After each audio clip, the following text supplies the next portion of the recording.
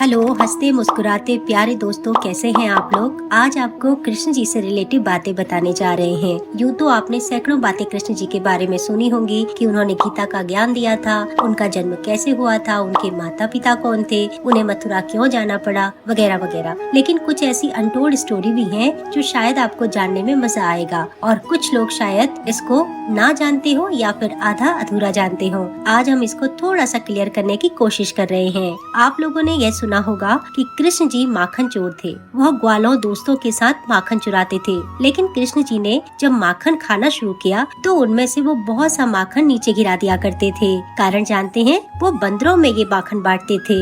उनको याद था कि जब विष्णु भगवान राम अवतार में आए थे तो सीता को ढूंढने के लिए बंदरों ने उनकी बहुत ज्यादा हेल्प की थी और अपना खाना पानी तक छोड़ दिया था। उस ग्रेटिट्यूड के कारण वह बचपन में बंदरों को माखन खिलाया करते थे। दूसरे पॉइंट की बात करते हैं कृष्ण जी की दीक्षा यानी कि ट्रेनिंग की, जो दी गई थी उज्जैन में। उनकी जिंदगी का एक हिस्सा उज्जैन में भी बीता था और उनके गुरु थे ऋषि सांदीपनि, और उज्जैन में ही उन्होंने सुदामा जी से दोस्ती भी की थी। जब कृष्ण जी की ट्रेनिंग पूरी हुई तो वह गुरु सांदीपनि के पास गए और उनसे गुरु दक्षिणा मांगने की विनती की, लेकिन सांदीपन जी ने गुरु दक्षिणा लेने से मना कर दिया। तो कृष्ण जी ने कहा, अगर मैं बिना गुरु दक्षिणा दिए यहाँ से जाऊंगा तो ये मेरे सर पर बहुत बड़ा भार होगा। तो सांदीपनि जी ने कुछ समय सोचकर कहा कि अगर आप गुरु दक्षिणा देना ही चाहते हैं तो मुझे मेरा बेटा वापस कर दीजिए, जो कि समुद्र में खेलते खेलते वहाँ पर उसका ग्रास बन गया। हमने कृष्ण जी की एक कहानी सुनी है जब वह गेंद लेने के लिए समुद्र में गए थे और कालिया नाग से उन्होंने लड़ाई की थी,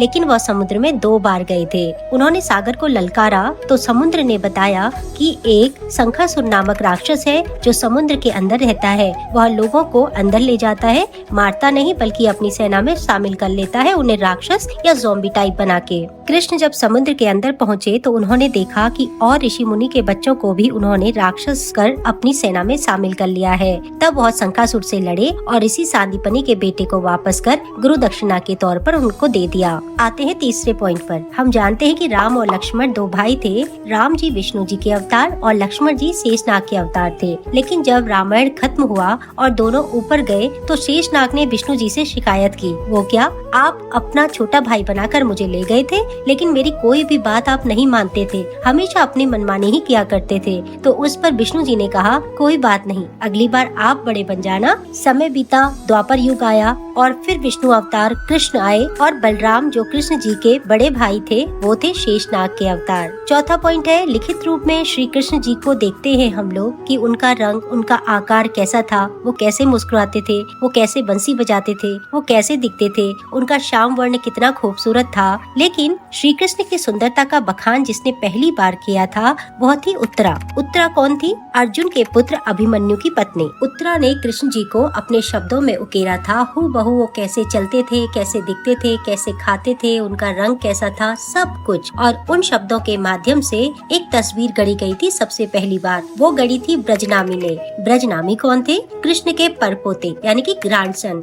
और आज हम जितना भी कृष्ण के बारे में पढ़ते हैं, उनकी तस्वीर देखते हैं, वह देखते हैं उत्तरा के शब्दों द्वारा ब्रजनामी की पहली तस्वीर, और उसी की सारी कॉपियां अब बनती आ रही हैं जो आप और हम देखते हैं। यानी कि कृष्ण की इस रोचकता के कारण कृष्ण को रणछोड़ भी कहा जाता है। कृष्ण की बाल लीलाएं इतनी खूबसूरत हैं जितनी खूबसूरत वो खुद हुआ करते थे। वैसे नजर अच्छी हो तो हर कोई हमें खूबसूरत ही नजर आता है। तो इस छोटी सी वीडियो के माध्यम से हमने आपको बताया कि कृष्ण जी की जो बाल लीलाएं थी उसके पीछे भी कुछ ऐसे रहस्य थे जो हमें कम पता है। लेकिन अगर हम अपने पुराण को बहुत अच्छे से पढ़ते हैं तो उसमें बहुत सारे रोचक तथ्य हमें दिखाई देते हैं। कृष्ण के साथ साथ शिव, पार्वती, इन सब की गाथाएं हमें इस दुनिया से मोह माया से दूर ले जाती हैं और एक सच के रहस्य को हमें दिखाती हैं। आगे भी आने वाले समय में हम आपको कुछ ऐसे ही रोचक तथ्य सुनाते रहेंगे। तब तक आप अपना ख्याल रखें, खुश रहें, आबाद रहें। धन्यवाद।